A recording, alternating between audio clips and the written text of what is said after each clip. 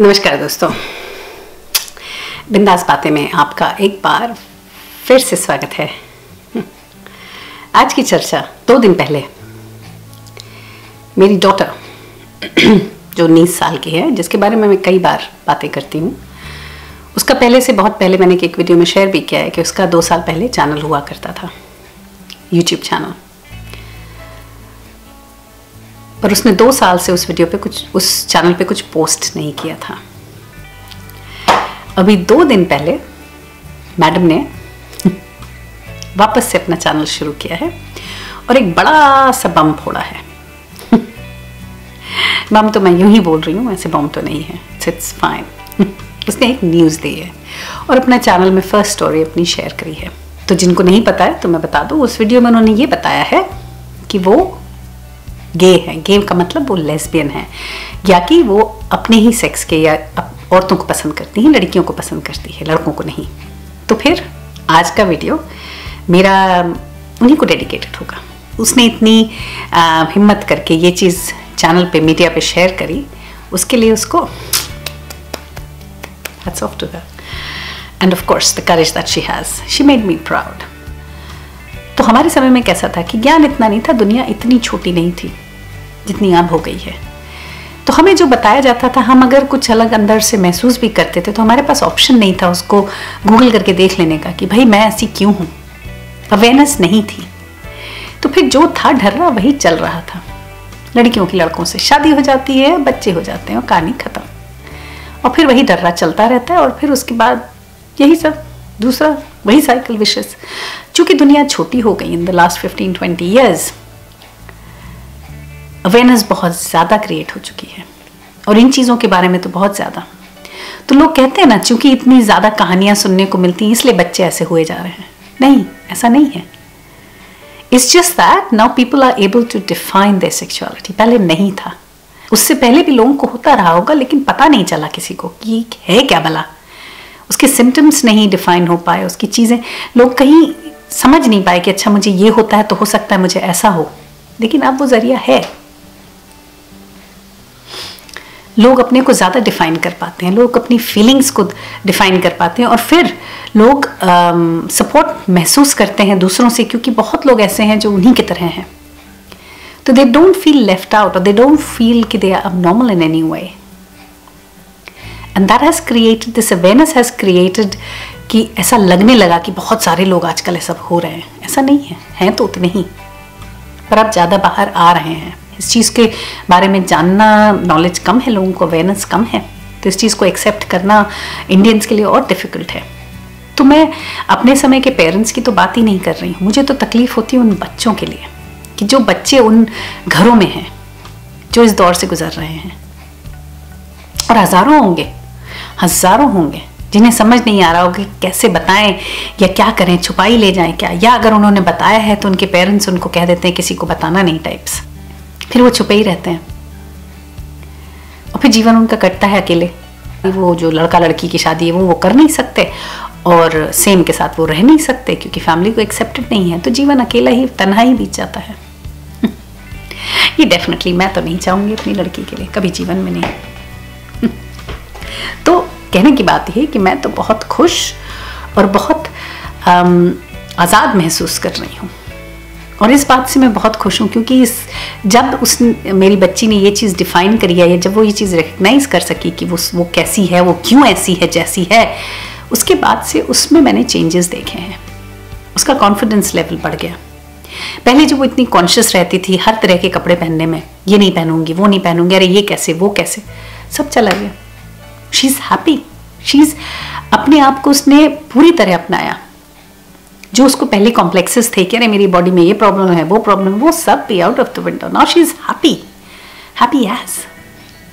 तो फिर कौन नहीं चाहता कि उनके बच्चे खुश रहें? कोई चाहता है क्या वहाँ के जो बच्चे दुखी रहें और परेशान रहें हर वक्त? आई डोंट थिंक कि कोई भी माँ बाप ऐसे होंगे जो ऐसा सोचते होंगे कि उनके बच्चे दुखी रहें तो ही अच्छा है। सबको इच्छा होती है ना कि बच्चे खुश रहें, कामयाब हों, जहाँ भी हैं, जैसे भी हैं, अच्छे से रहें। तो this was a step towards that and I am very proud of her. दूसरी चीज़ मैं बहुत ज़्यादा बोलना चाहती हूँ कि जब वो चाहती थी इस वीडियो को निकालना, उस वक्त मैं भी काफ़ी डरी हुई थी और वो भी काफ़ी, कि पता नहीं रिएक्शन क्या होगा। तो ठीक है, हमने जो किया भाई, हमारी हिम्मत है, हमने दाद दी उसको और अपने आप को कि भाई हम ऐसे वैसे। लेकिन दाद देने वाली बात है कि कल से आज तक में इतने ज़्यादा पॉजिटिव रिस्पॉन्स आया, इतना ज़्यादा सपोर्ट मिला है फैमिली से, फ्रेंड्स से, सब फ़ोन कर करके मतलब बधाई दे रहे हैं, सपोर्ट कर रहे हैं कि अरे सो गुड सो गुड। तो मुझे इतनी खुशी हो रही है अंदर से कि पब्लिक है, बदल गई है, दुनिया थोड़ा थोड़ा बदल रही है। किसी ने भी उसको गलत नहीं बोला, किसी ने भी उसको बुरी बात नहीं बोली, या ये कि how can you, how could you, why, और क्वेश्चन किया उसकी आइडेंटिटी को। किसी ने भी नहीं। Everybody was so so so supportive, which is so nice. मतलब हम डरते हैं चीज़ जब बोलना या सामने लाने से, लेकिन ऐसे देखो तो लगता है कि डरने की कोई ज़रूरत नहीं है। बहुत लोग हैं जो आपके साथ खड़े हो जाएंगे। जब मेरी लड़की ने मुझे कुछ महीनों पहले ऐसी बात बताई तो मेरा पहला क्वेश्चन यही था कि आर यू श्योर?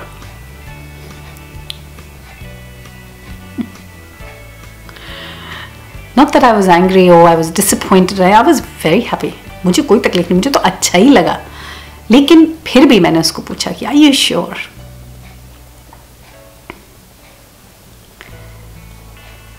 तो उसका बहुत ही सिंपल आंसर था।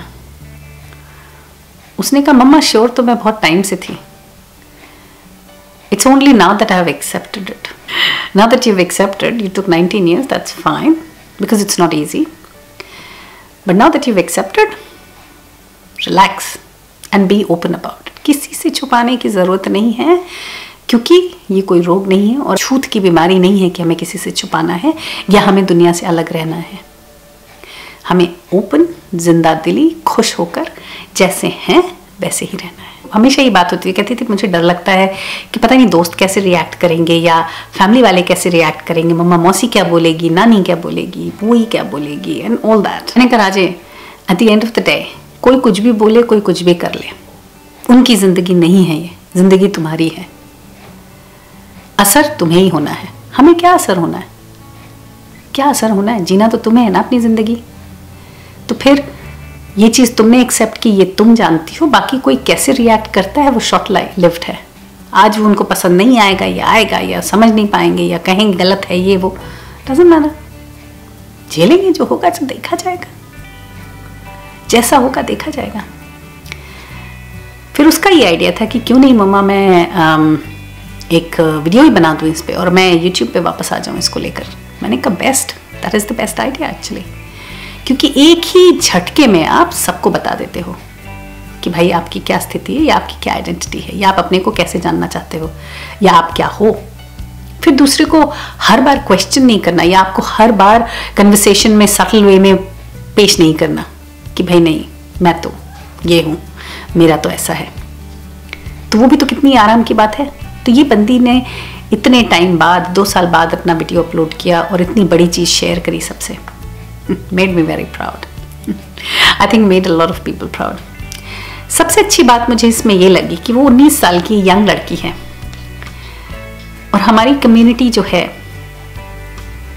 हो सकता है वो उन बच्चों के लिए आवाज़ बन पाए जो घरों में बंद हैं, या जो घरों में अपने दिमागों में बंद हैं, अपने रीति रिवाजों और कल्चर और ट्रेडिशंस की वजह से बाहर नहीं आ पा रहे हैं। उन्हें नहीं समझ में आ रहा कि कैसे इस चीज़ को टैकल करें या कैसे इस चीज़ को डील करें। हो सकता है वो उनके लिए सपोर्ट बने, उनकी आवाज़ बने। हो सकता है लोग उसको अप्रोच करके इस बारे में बात करें, और हो सकता है हमारी कम्युनिटी थोड़ा और बेहतर हो, जिसमें हमारे जैसे पेरेंट्स और आए बाहर और बच्चों को और सपोर्ट मिले। दूसरा क्वेश्चन ये पूछा कि क्या ऐसा हुआ कि तुम्हें लगा कि यही है? कहने लगी मम्मा कोई छोटी, ऐसा नहीं कि this was the monumental moment कि ये हुआ तो मुझे पता चल गया। It's an ongoing thing. I was quite surprised.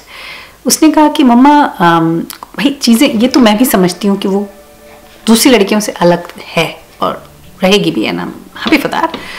But मुझे ये हमेशा लगता था कि इसको कोई लड़का नहीं जमता, यार कभी ऐसा नहीं होता कि कोई लड़का उसको लगे कि ये मम्मा ये ही सो गुड लुकिंग और oh my god I am so attracted to him. ऐसा उसके साथ कभी नहीं हुआ। और अगर कोई लड़का उसको जमता भी था तो वो सीरियसली उससे अलग दौड़ती थी। तो मैंने उसको कई बार समझाने की भी कोशिश की थी कि बेटा एक तरफ तुम चाहती हो कि लड़के तुम्हारे दोस्त बने, पर जो लड़का तुम्हारा दोस्त बनना चाहता है और तुम्हें पसंद करता है तुम उससे पागलों की तरह दूर भागती हो ऑपोजिट डायरेक्शन में। तो कहती हाँ मम्मा मुझसे नहीं होता, मैं नहीं करती, टॉलरेट कर पाती हूँ। तो कहीं तो इंडिकेशन वो भी था।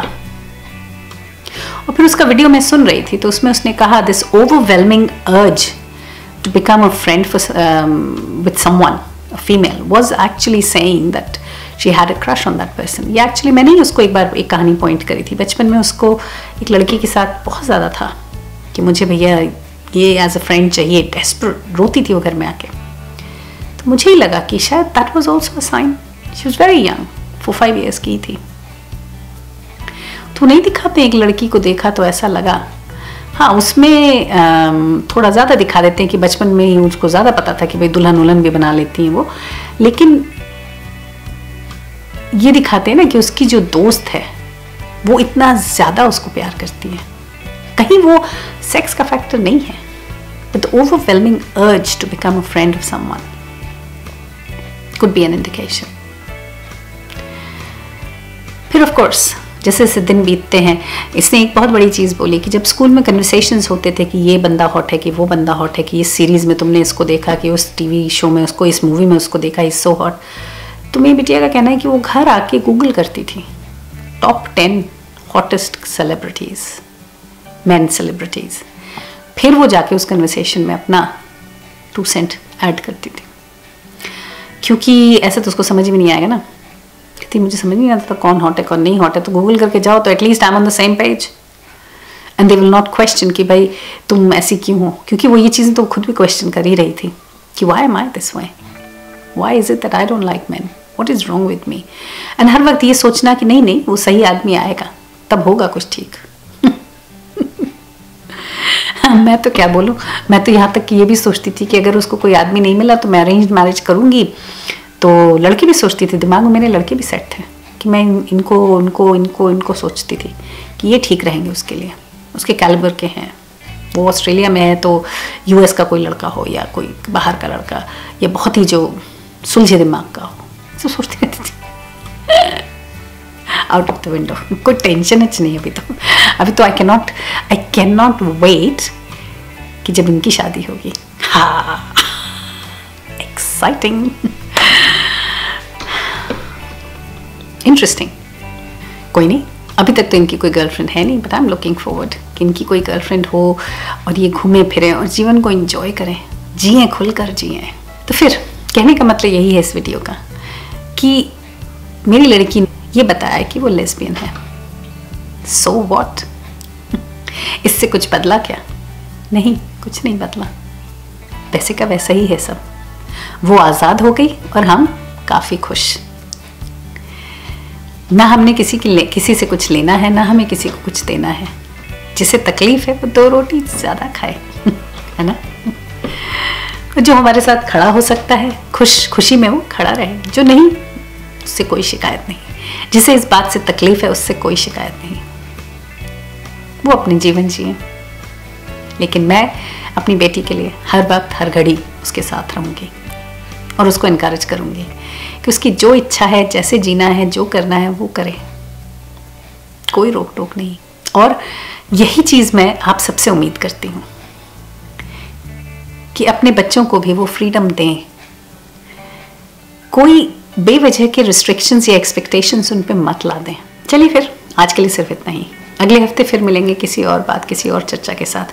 और इस वादे के साथ मैं जा रही हूँ कि एक दिन मैं अपनी लड़की को वापस से अपने चैनल में लाऊंगी, सिर्फ इससे रिलेटेड क्वेश्चंस को लेकर, या अगर आपके मन में कोई डाउट्स हैं और आप उसको पूछना चाहेंगे तो उसके लिए भी मैं उसको पेश करूँगी।